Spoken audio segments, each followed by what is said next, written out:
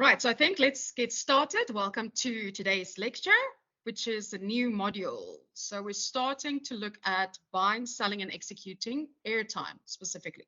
What is airtime? Airtime is, as a station, it's my product. It's what I have to sell. It's the part of the content side of it, right? When there isn't music playing. So there are quite a few different types of airtime elements that a station has that I can sell to make money. And we're going to start looking at some of them. Okay, so some of the biggest ones. So we are looking at your next level radio from page 329 to 344 today. So what we're going to be looking at is all the different ways of selling in order to generate revenue for a radio station. So when we're done with this, you should be able to explain the procedures and the methods involved in radio spots and identify aspects and partnerships between different media outlets and stations, including individual and show sponsorships. Identify the aspects of partnerships between media outlets and stations and individual shows there. Power spots and what they are, what they do on a station, how presenters use them or how we get presenters to use them, cost involved, the different methods of getting money through being a brand ambassador, and understanding the possible pitfalls involved for stations and individuals here. Then we're going to look at getting money from doing outside broadcasts, how we use our digital platforms to generate revenue, and how we can cross-promote individuals and media outlets without reference to actual examples, and how an event or an activation can be advantage for a client and how that can bring money in for us as a station. So if we start with spots, whether it's a spot or a commercial or an advert, it's the exact same thing, okay? So spots are also referred to as generics. It can also say 30-second generic, for instance, or classic airtime. So back in the day, we only had our airtime spots, so our spots where we knew that advertising will take place, and we would play either live reads or generic spots here. So spot is a recorded message that's played on air during the airtime segment that was bought by the advertiser. It's pre-recorded and then played out live on air. They are on average 30 seconds long, which is the benchmark length, okay? Across the world, that's the benchmark length. But it can be 5 seconds, it can be 60 seconds, depends on the ad. And spots are clustered into what we refer to as a advertising break or a spot break, okay, which is part of your show clock. So every single radio station has an overall programming schedule where we know where everything will fit in, and into the schedule there are the shows. And in these shows, each hour is broken down into a clock so that we know exactly what will be happening on each hour of the show during the day. And this clock for this hour has certain ad breaks or ad spots, or rather spot breaks within it. Okay. On average, there are 3 spot breaks in a show, except for Breakfast and Drive, which tends to have 4 spot breaks. And each break is from 3 to 3.5 minutes, average in length. So there's a space for about 7 spots in each ad break or in each break. Okay, even though we never use the word break on air because that's television speak. So if I say we are quickly going to a break, that makes you think you can stand up and walk away. Okay, in this case, you can't. In the case of radio, we want you to stay. So we don't use the word break on air, even though we refer to it as a spot break. So 7 ads, it's a lot, hey, in one specific break. It's quite a few ads that you can hear back to back. Doesn't mean we always sell 7 spots, okay? We might put it in a different spot break, unless you pay the preferential time fee, which is an additional 50% on top of what you are paying for a 30-second spot. So if a spot is 1,000 Rand and you want the spot to play at 1:45 on the dot in that spot break, then you'll pay 1,500 Rand for that spot. Okay. And when it comes to the spots, a recorded spot, once again here, there are 3 C's that are very important that we need to keep in mind when coming up with our spots. So we have a limited time frame, right? There's enough time for you to tell a story in 30 seconds or 90 seconds, okay? If you think about how many words that is. So 90 seconds or 90 words equals a 30-second live read, for instance. So you want about 80 words, 70 to 80 words for a recorded one. But you have quite a limited time frame still. And there's quite a lot of content that you need to get across because you need to chat to, give the brand message across and perhaps speak to the passive and the active audience. So a 30-second spot must always deliver on 3 C's, which is on page 330 of Next Level Radio. Number 1 is capture. Okay, so you need to capture my attention.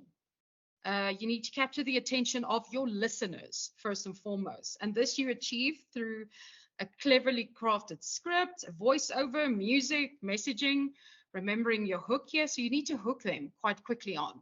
Okay. First 7 to 14 seconds, remember, it's vital. Secondly, curiosity.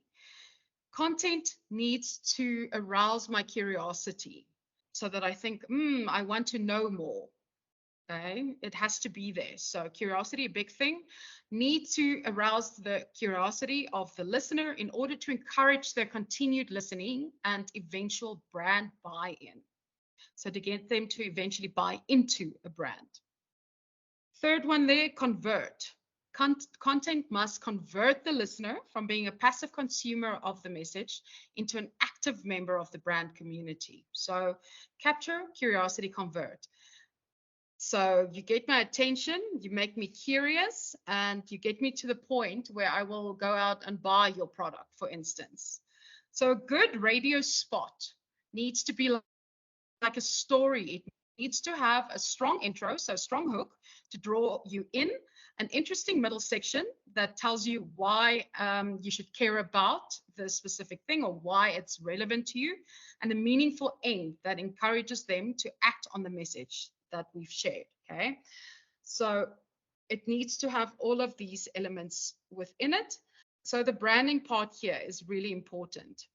A lot of times we might only need to create awareness for a brand. Okay, so that whenever you hear anything specifically, that brand immediately comes to mind. That it's the first thing that jumps into your mind, right?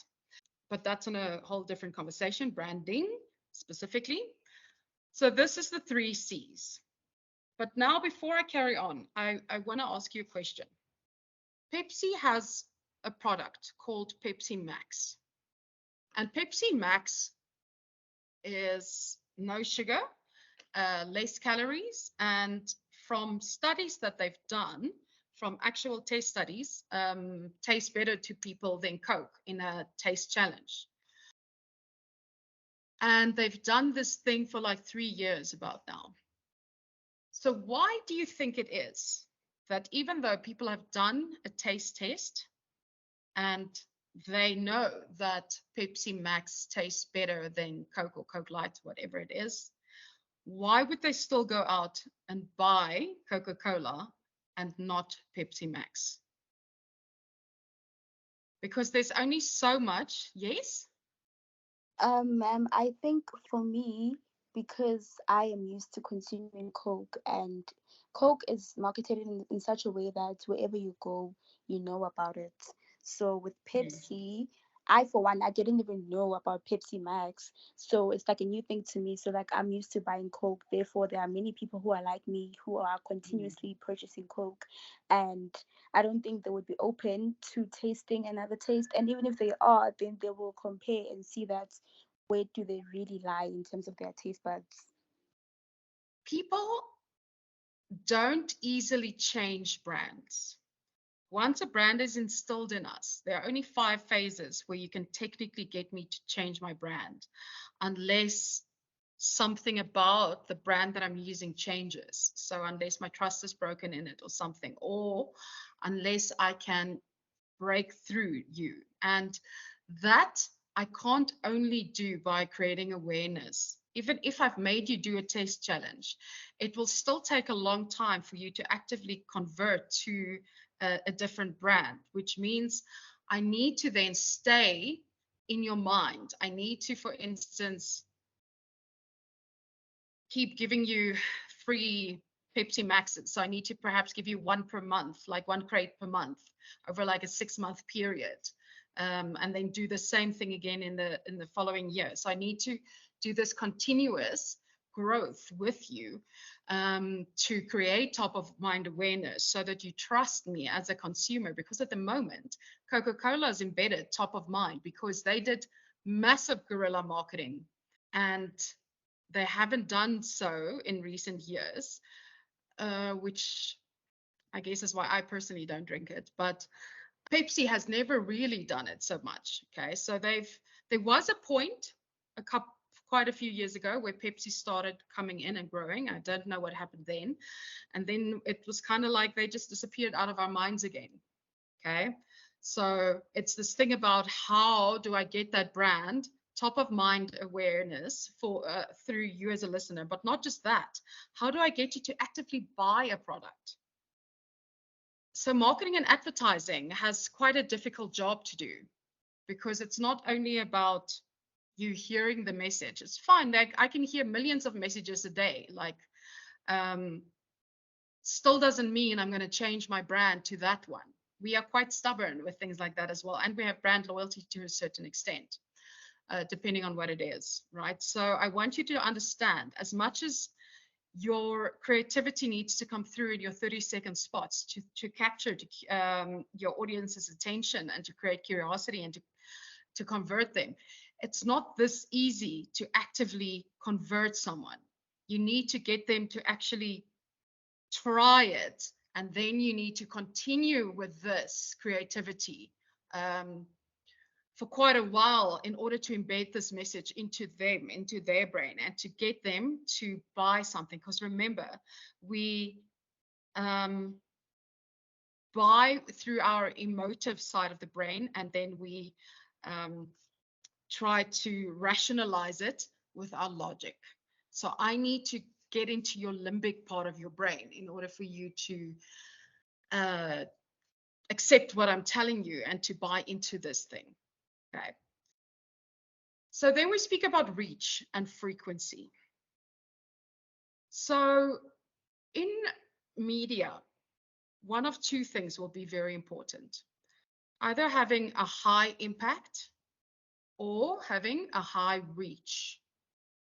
So reach is how many people did my advert reach over a certain period of time. Okay. How many people heard it? It's not about how many times they've heard it.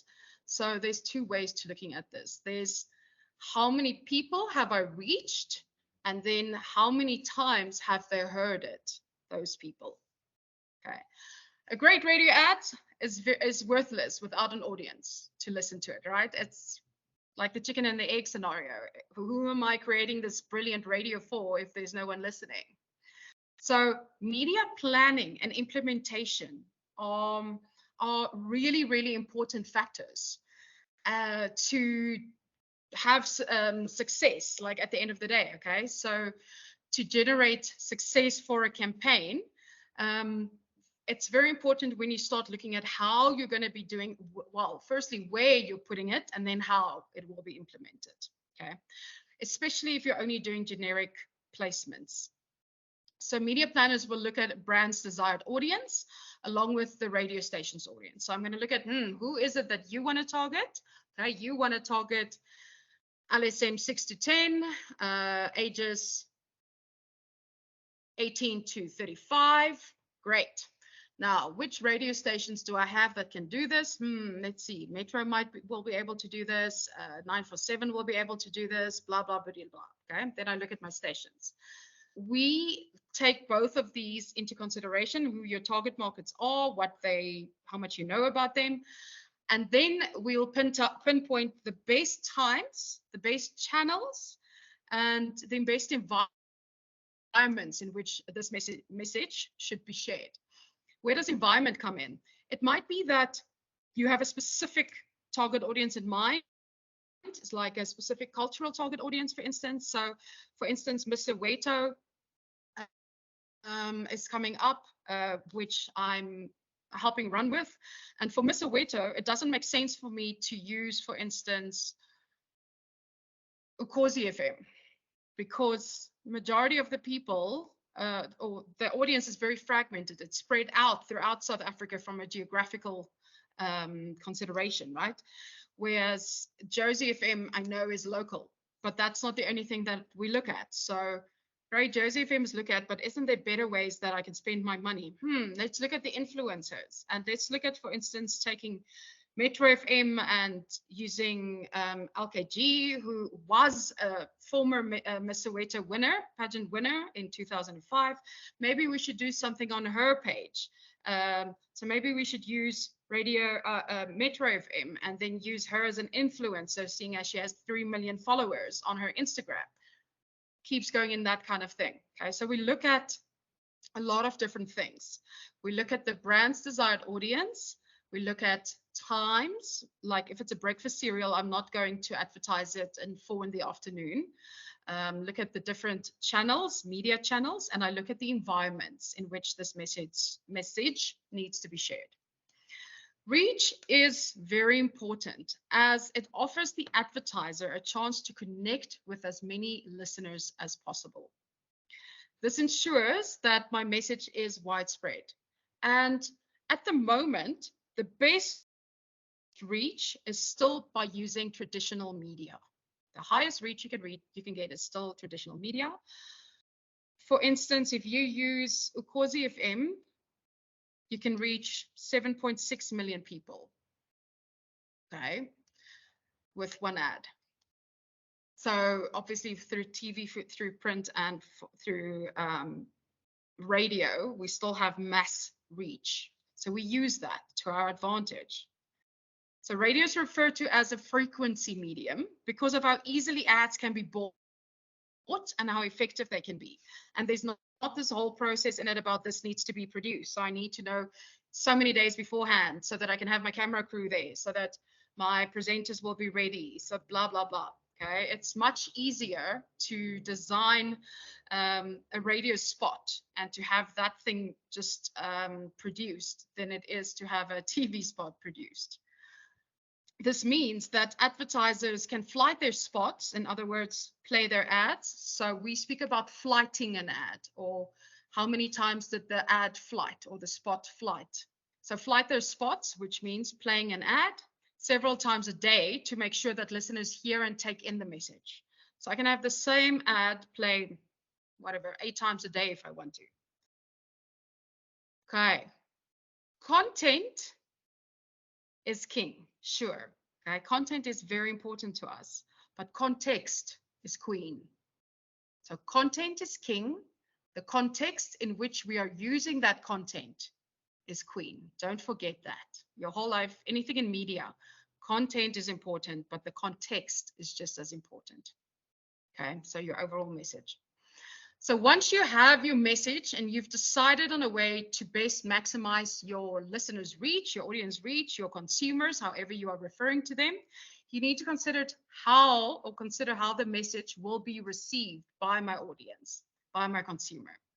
So context is a very underrated element in the creation of generic advertising. It's really important because your mindset and a 60-year-old man who's about to retire, mindsets are completely different. Okay, you're in different spaces. You grew up differently with different experiences, etc. So your mindset of your audience along with the environment of the show and the creative messaging of the ad, must all work together to ensure optimal impact. So these are all things we need to consider before we start coming up with a message or with a spot that we want to record. Okay, so there's quite a few things that we need to consider, we need to keep in mind. So then we move on to a live read. So what is the difference between a 30-second spot and a 30-second live read? What do you think is the difference?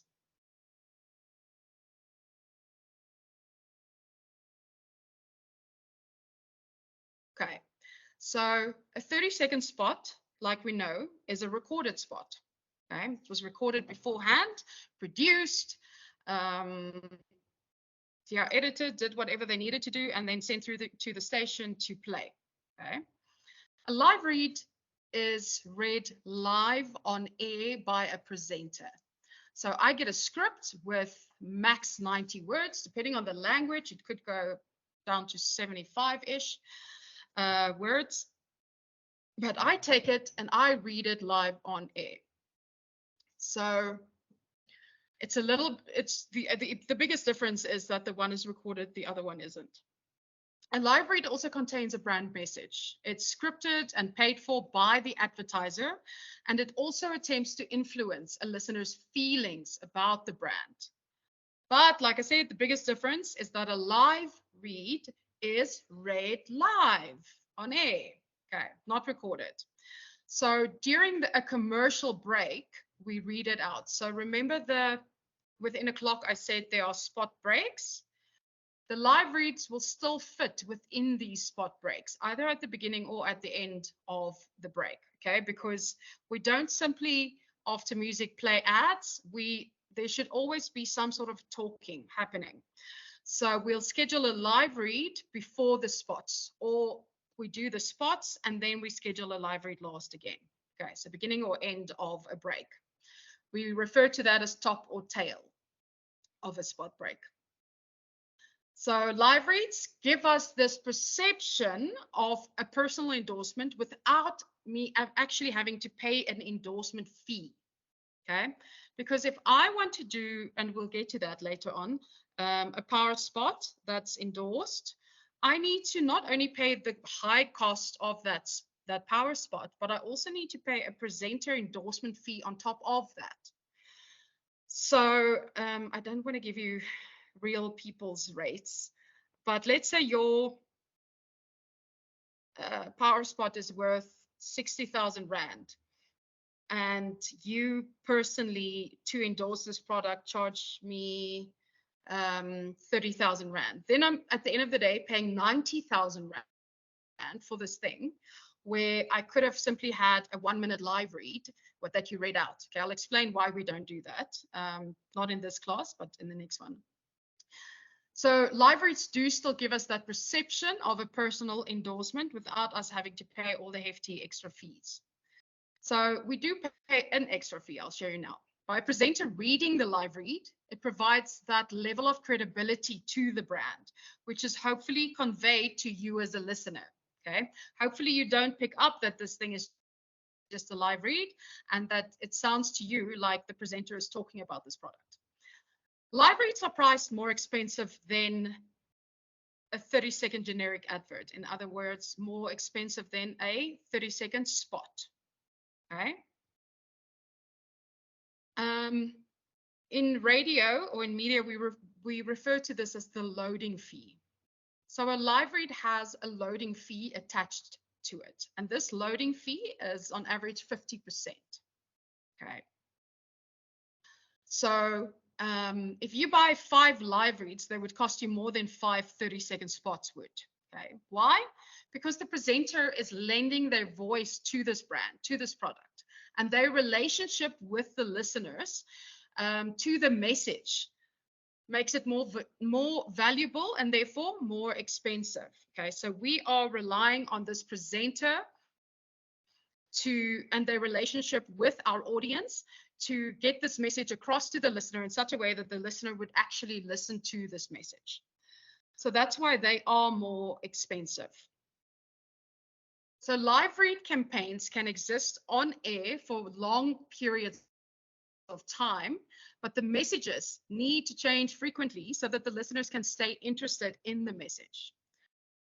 So we don't repeat the same message over and over and over because you'll get bored after a while and stop listening if you are too repetitive. So we need to consider what message it is that you want the audience to walk away with after they've heard your advert, okay, your commercial. And then we need to find different ways to deliver this message. So normally things we look at is easy to use specific contact information, maybe a phone number or an email address or an easy web address or a social media handle so that you can follow up. Also, we don't want to overwhelm you as a listener, okay? It's very easy. If you are interested in something, you're curious about it, guess what you do? You pick up your phone and you Google it, okay? So I don't need to give you any reachable, easy messages or info, because if you are interested, you will find that info yourself. It's just how we are, how we think, okay? So we don't want to overwhelm you as a listener. If the message is scripted in a way that highlights the brand, the listeners will likely search for further information themselves and reach out themselves, okay, like we know we also do. So, like I've mentioned, there's a premium cost. Loading live reads carry a 50% loading fee. That means that there's an extra charge added to the rate of a regular 30 or 60-second pre-recorded spot. Because they sound like they are part of a show rather than in a separate ad break. So listeners are more likely to engage with them. Okay, this makes them more valuable immediately. Furthermore, premium pricing discourages advertisers from buying these as frequently as they would buy conventional spot plans, aka normal 30-second spots, which ensures that live reads are used correctly and not exploited by advertisers. So they also don't want us to buy up all their spots by doing live reads, which again links to an endorsement. Okay, so we pay more. How we best use them? We use the live reads for things like something that requires immediate action or urgency, when communicating a change or an update of known information, for public service announcements, for emergencies, for offers that are available for a short period. And if the live read has a particular interest in or relevance to the product. So this creates a greater sense of personal attachment to this message, okay? So if a live read or if an ad spot costs 100 Rand, that means just for the presenter to lend their voice to this thing with no music, no nada, will cost 150 Rand, okay? 50% loading fee. So whatever the price is, you can add 50% of that to your budget so that you know that's what it's going to cost me for one live read versus one spot. One of the big problems with the live read is that you need to factor in human error. People make mistakes, okay? It's only logical. So there's always this risk of human error involved in live reads. I can stumble over my words. I can read a word incorrectly and give a different word to this thing. So radio stations ask for the scripts in advance. We send them in advance to give the presenters time to rehearse and establish a tone and a manner of presentation that feels natural and consistent with the station's brand too. Does everyone go through them off air before they need to read them on air? No. And we can hear it. Okay? I can hear whether you have gone through it or not. Unfortunately, from an advertiser or client's point of view, there's only so much you can do to make sure that people are ready to read your live read on air before they should be reading it. But for the presenter to read it before going on air helps them to make less mistakes, less errors, okay, less margin of error overall. So it's preferable from both the client and you as a presenter's point of view that you do read through your scripts of air before you go on air. Okay. Also, the shorter the spot, the shorter the script needs to be, obviously. Like 90 words is 30 seconds for a live read. In any language except for English, we cut that down.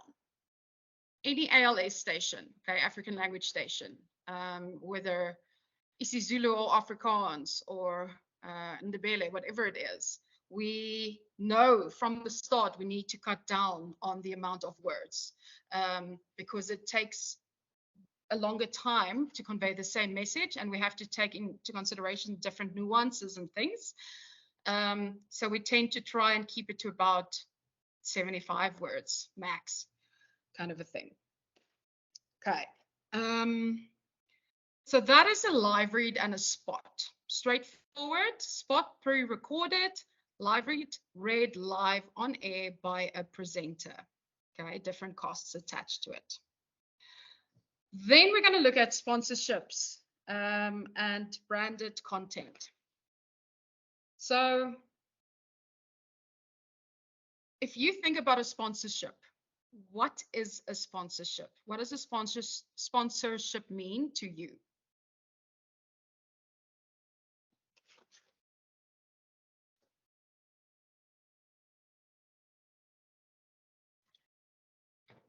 What does it mean if I'm sponsoring something? You're supporting, or you're yeah. I'm putting my name to it. Yes. Okay. So I have a bottle here that's got a label on it. But now I buy these bottles in bulk because I have a different company, and I, like, you know how hotels do it. They take their company's sticker, so I take my company sticker and I paste it on top of this bottle. Now this bottle doesn't say where it came from originally anymore. It just shows me, my brand, right?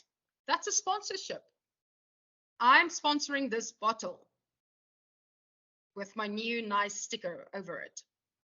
So that's plain and simple how it works. I am putting my name to this brand because I want to be seen as the hero that brought this content to you. Okay, so different types of products will sponsor different types of segments on air. For instance, would KFC sponsor a fitness feature? They won't, because it doesn't work for their brand, and the station won't have them do it either way because it won't work for the station either. So when it comes to sponsorships, there's very specific ways that we do it, things we need to consider, and then there is branded content. Okay, there's a difference between these two, between a sponsorship and between branded content. So the big difference is centered around how much the brand is responsible for the content creation, the actual content that will flight on air. In a sponsorship, I'm linking my brand to content that already exists, like, I don't know, back in the day, it was the Coca-Cola Top 40, for instance. Okay? Coca-Cola latched onto this brand, to the top 40. But in branded content, we create content from scratch for a specific campaign with a set duration. So majority of the campaigns that I help with, that's run on commercial stations, etc., are this kind of content. It's branded content. So more expensive content, because we need to come up with it from scratch. It's not already there playing on a weekly or a daily basis or whatever it might be. So sponsorships are much more affordable because the content is already being produced. I'm just adding your name to it, like a sticker onto a bottle. I'm not designing the whole bottle from scratch. So branded content, on the other hand, requires more people, creative development, and production to be involved in creating and producing the content, as well as delivering it on air. There's a lot more people involved, a lot more work involved to make sure that we pull this thing off 100% as we want to.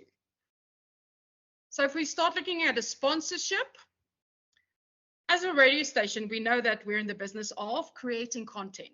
And this kind of content will vary from long form content, so long scripts, to weekly topics and features. So topics and features are normally time stamped. I know that Ask a Man takes place weekdays from, I don't even know, like let's say 10 to 11, or is it 11 to 12, around there.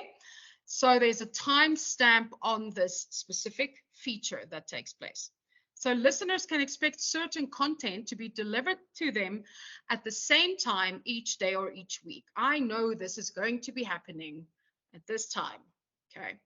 So this kind of content works very well for advertisers because they can align their brand with the objectives, or rather they can align their brand objectives to existing well-received content that has a guaranteed audience.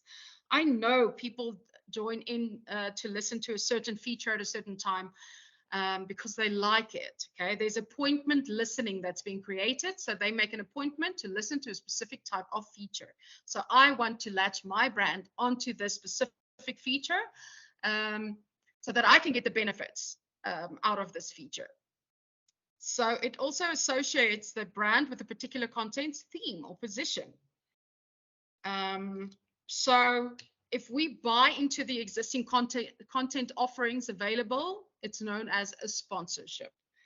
And when we look at sponsorships, this can be broken down into two different categories. So sponsorship can either have, you can either sponsor mandatory indicators or you can sponsor features. Okay, one of the two. So what is a mandatory indicator? It's news, traffic, sport, weather, financial indicators. Okay, it's something that we know will happen. It's set in stone. It's carved out in the stone. It will happen. These content pieces play an important role on a radio station's programming and of the content of each show. So brands can tap into any or all of these elements for sponsorship. You can perhaps only sponsor the financial indicators, or perhaps you want to sponsor the traffic, or perhaps you want to sponsor only the sport, etc. So this entails a brand enclosing the content as provided by the radio station for its own messaging. So this is like taking an existing product and pasting a different brand over their packaging, like I told you earlier, so that consumers associate that brand with this product. So let's say the financial indicators is brought to us by, I don't know, some lending company or loans company, or the financial indicators can be brought to you by a bank, okay, Absa Bank, Nedbank, whatever. The news can be brought to you by any serious type of business, but anything fun, they can't bring you. An alcohol brand won't be able to sponsor traffic, obviously, because imagine in traffic there's an accident, and now I say to you, it's brought to you by Castle Light, for instance. Doesn't work. So there are certain things that we have to take into consideration, aka who the client is and what it is they want to sponsor. So the key for radio sponsorship is to do this in a way that sounds enticing and relevant for me as a listener, because relevance is important. Relatability is important. Enticement, I need to make you curious about this product. Yeah, can't really entertain you so much with sponsorship. So if we look at how a sponsorship is broken down, it's similar to a competition, by the way. You start with a 10-second opening billboard, and you end it off with a 10-second closing billboard, followed by a 30-second generic spot or 30-second live read. So we start with whatever, this thing is brought to you by XYZ. Right at the end, this was brought to you by XYZ, and then we do a 30-second generic spot or live read that you use for your specific brand, okay, to tell me more about your brand. So an opening and a closing billboard can be a live read, okay, 10-second live read, which will take place before and after the indicator, or it can be pre-recorded and played before and after the presenter reads their content, talk about their content. So it doesn't have to be either recorded or live. It can be whichever one suits you best. So billboards indicate the brand's affirmation to the sponsored material. So through these 10-seconders, I show that I have a link to the material that is following, to the news, for instance. And I alert you as a listener that the content that you are about to hear or that you've just heard is delivered to you. Is being delivered to you thanks to this brand. Okay, so thank you to this brand for bringing me this content. And this creates an association with the brand that can improve recognition, credibility, and trust. If I hear the same thing over and over and over, and I hear that you are sponsoring, like Outsurance is known for sponsoring things for months in advance, then I start to think about that specific thing, that indicator, with you in mind as a brand, as a client. So that is a mandatory indicator. If we look at the feature side, so features are a benchmark, okay, of engagement for most radio shows. So you might not know what specifically a benchmark is for a radio station, as it refers to the series of one. But benchmarks are really important, and it kind of tells me what needs to happen within a show every single day or every time my show is on air. Okay, so where is it? I'm going to read it to you now.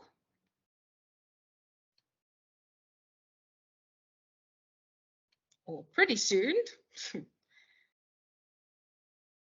we go. So benchmarks, we refer to as a series of one. Okay, it involves executing one thing on a show every 15 minutes that commands the listener's attention. One thing an hour that causes a definite emotive response from a listener. One thing per day that your listeners would share with their friends. So something that you would go and talk to your friends about, like a did you hear that moment? One thing every 3 months that people will remember the show by, and one thing every year that will make your show legendary. Okay. So those are benchmarks. So features fall within this category, within this benchmark, the series of one. So they stand out. Okay. We know that features are things that people listen out to because they are a benchmark. They attract audiences for me.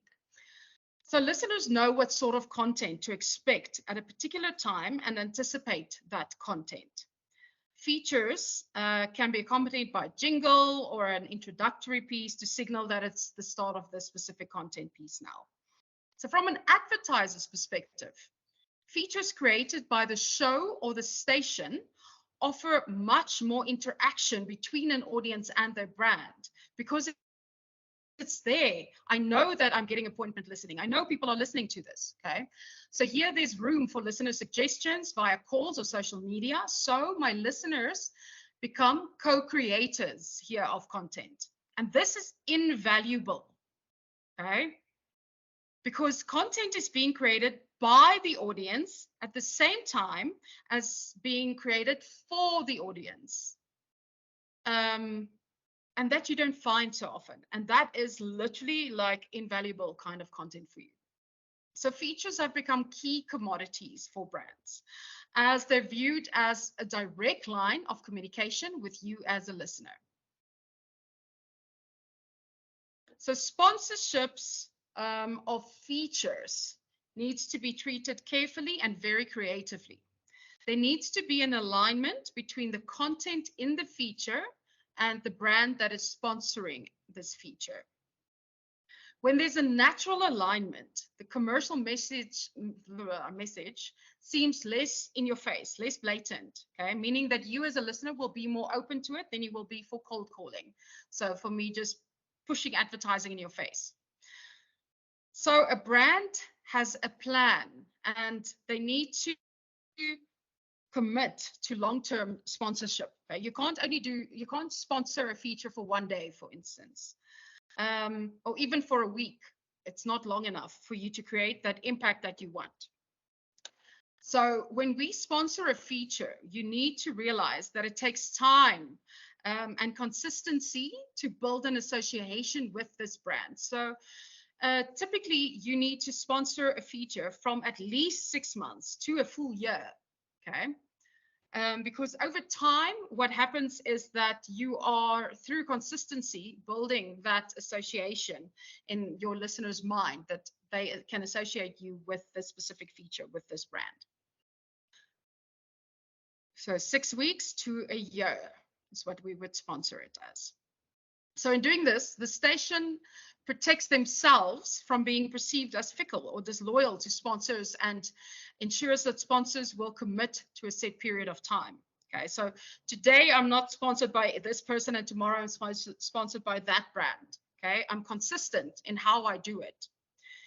It also assists the brand with who will be sponsoring the feature in embedding itself in the audience's mind and building that association over time. Again, it takes time, consistency, okay? So sponsorships can have multiple dimensions, okay? It can be multiple dimensional. So some radio stations have branded web pages, okay, where all their featured content is saved in the form of podcasts, which listeners can find if they've missed a live show. So depending on the feature, it's possible to add an off-air element or an off-air event, which listeners can attend and to experience this type of content in person. So there's multiple ways that you can form this kind of sponsorship. Okay, or like recently we did a White Star sponsorship campaign for an hour on air each Friday, but it also had an off-air element in the form of an event to close off this whole thing with. So the integration of different media channels can be used together to enhance the overall impact of the campaign for advertisers and listeners. So it's the same thing, okay, the same hour that's being sponsored, but it has an influencer side to it. It has an online social media and website side to it. It's got an on the ground side to it, like in the form of outside broadcast and in the form of an event. So much bigger impact overall at the end of the day. So this is all sponsored content, right? Then we get branded content. So branded content, what is that? It's content that is co-created between the radio station and the client. So the client helps co-create content for on air for this radio platform. Okay, so brands are looking to co-create content so that they are more involved in the shaping of this narrative on air.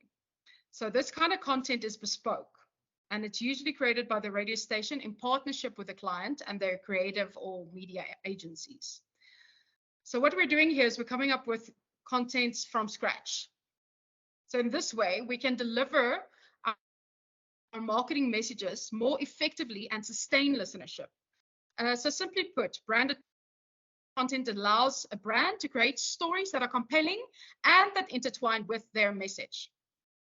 So brands will often look to house this kind of content on a radio station's platform because they are mass media, mass reach. So wide span of their reach and the specific audience that we're trying to target here. It's important though, when you think about branded content, to consider the following. Firstly, if you want to create branded content from scratch, you need to start with a clear brief. You need to know something that you are talking to, okay? So you need to have a clear brief. Think about how you want to deliver the narrative. Keep the content short interesting and informative. Develop a storyboard and a campaign timeline. So I need to know what my story arc will be throughout, how long the period will be. Then set targets like, am I going for reach? What is my reach? Am I going for, what are my KPIs? Am I trying to convert listeners? Am I wanting a certain amount of product to be sold, etc.? And then we make this content shareable by incorporating whoever else it is that we are bringing in from a sales point of view or from an agency point of view, whatever. Okay. So on page 338, there's an example that shows you the costing of a sponsorship and creating branded content. Okay. It's just breaking down the spots there and explaining it to you. And then it carries on to just explain to you how a campaign is rolled out using the specific objectives from a business, to what the key challenges are, to what the client's looking for in terms of success, and then how this will be measured. So I'm going to stop here today. I'm going to go through this with you next week in person in class, because this will help you to answer the section that speaks about case studies so that you interpret the content correctly. Okay. So any questions for me? In that case, I shall see you next week. Have a good rest of your week, and yes, chat then.